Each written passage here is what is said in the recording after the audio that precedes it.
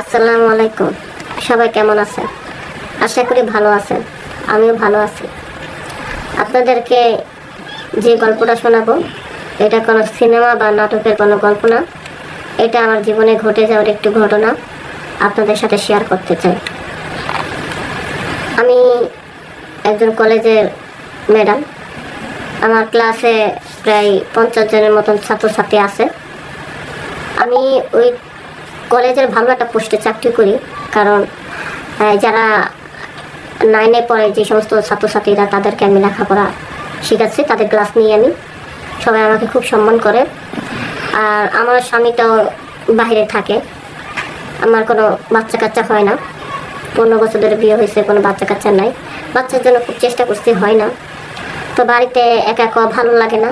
তো আমি কিন্তু এই চাকরিটা না করে পারতাম, এই জবটা করার আমার কোনো দরকারই ছিল না। কিন্তু এখানে আসি, ছোট ছোট বাচ্চাকে যখন দেখি, তখন মনে হয় যে স্বামীরাও বিদেশে থাকে। তো আমি চিন্তা করলাম, আমার যেহেতু বাচ্চা কাচ্চা নাই, বাড়িতে বসে থাকি। আর তাছাড়া আমি অনেক শিক্ষিত মানুষ, অনেক লেখাপড়া শিখেছি, এত এত ডিগ্রি নিয়েছি।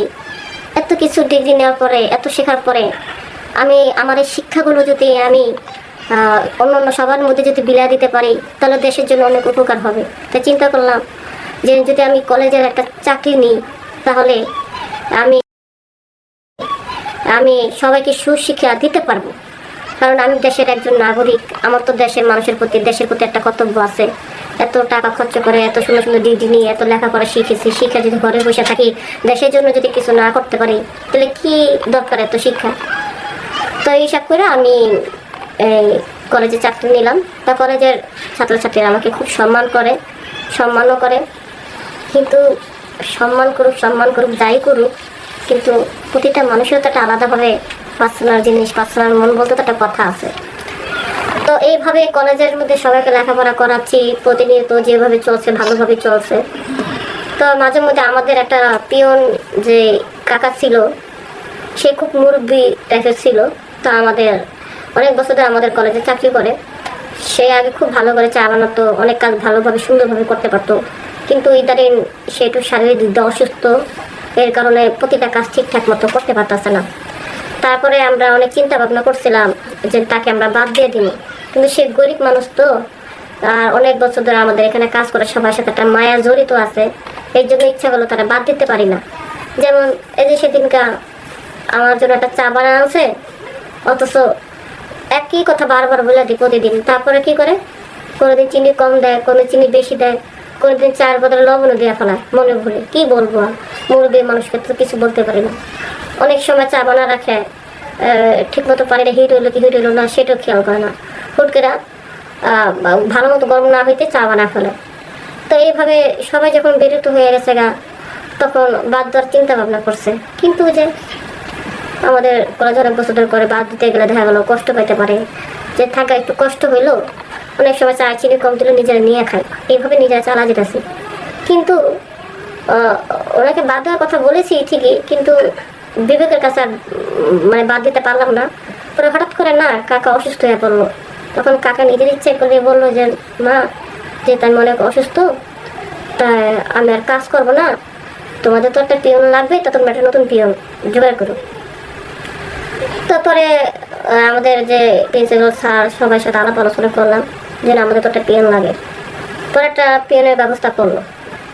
কিন্তু হঠাৎ করে যখন পিয়ন প্রথম আমার আসলো, রুমে আসলো চা দেওয়ার জন্য, আমার টেবিলের সামনে আসলো চা দেওয়ার জন্য।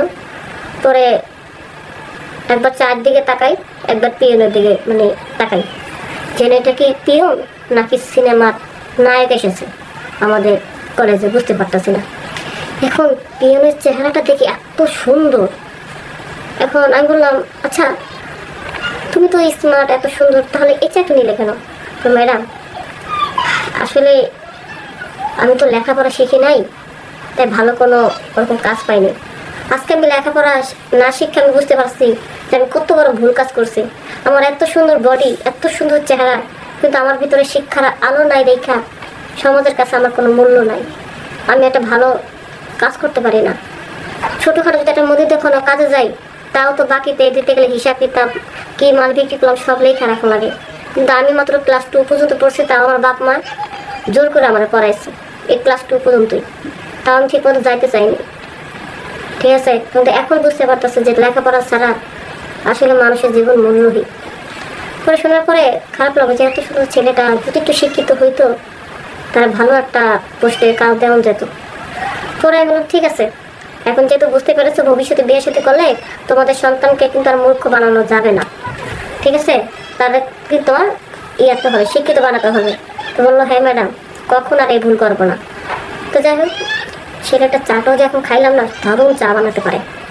ওয়াশরুমে গেলাম, চা দেখে কি মনে হইলো যে ওয়াশরুমটা রং করছে কেউ, একটা চকচকা ঝকঝকা। পরে বললাম এত সুন্দর হলো কিন্তু ওয়াশরুম। পরে বলতেছে যে ম্যাডাম আমি করছি। আবার সে নায়িকার মতন চেহারা নিয়ে আমার সামনে হাজির। তার এত সুন্দর কাজ কাম পরিষ্কার, আগে তো ওয়াশরুমে ধরো গন্ধে যাওয়া যেত না, আর এত সুন্দর করে পরিষ্কার করে রাখছে ওয়াশরুমটা, মানে মনে হচ্ছে যে ওয়াশরুমে বসে ভাত খাওয়া যাবে। তার প্রতিটা কাজ এত সুন্দর, সবাইকে মুগ্ধ করার মতন। কিন্তু সবাই মুগ্ধ হয়ে গেল কিরকম কিরকম এত সুন্দর স্মার্ট চেহারা, তার উপরে আমার স্বামীরা বিদেশ থাকে, তার প্রতি একটা আমি দুর্বল হয়ে গেছে, আমার মন মানসিকতাটা অন্যরকম হয়ে গেছে। এই ছেলেটাকে যদি একবার আমার বিছানা পাইতাম, না জানি কত সুখ কত আনন্দ দিতে পারতো।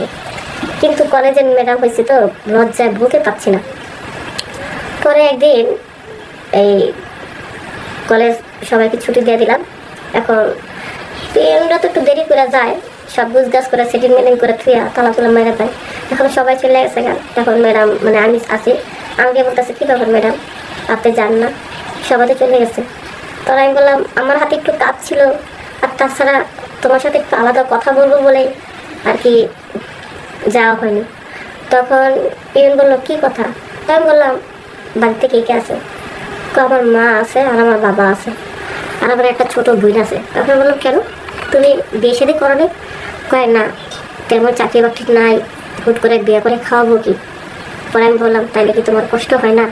এই যে তোমার বিয়ের বয়স পার হয়ে যেতেছে, তুমি বিয়ে করতেছো না, চাকরি তেমন একটা ভালো চাকরি নাই, যে টাকা ইনকাম করে সেটা দিয়ে বাপ মা সংসার চালাতে শেষ হয়ে যায়, বউ কীভাবে চালাবা? তো এই চিন্তা করে তো আর মন বসে থাকতে পারে না, মনেরও তো একটা চাহিদা আছে। কো ম্যাডাম হ্যাঁ চাহিদা তো আছে, মন তো অনেক কিছুই করে। তাহলে বললাম কেন প্রেমিকা নাই? না ম্যাডাম প্রেমিকাও নেই, কারণ আজকাল মেয়েদের কথা কি বলবো, ছেলেদের পকেট যদি গরম থাকে তাহলে প্রেমিকও পাশে থাকে, আর পকেট যদি গরম না থাকে না মেয়েরও চলে যায় না, কারণ শূন্য পকেটের ছেলেদের সাথে কোনো মেয়ে থাকতে চায় না।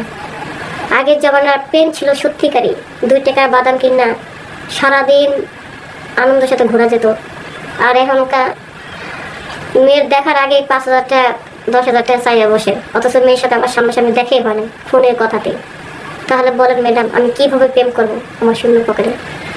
তখন আমি চিন্তা করলাম যাক ছেলেটার প্রেমিকও নেই বউ নেই, তাহলে চান্স একটা নেওয়া যায়।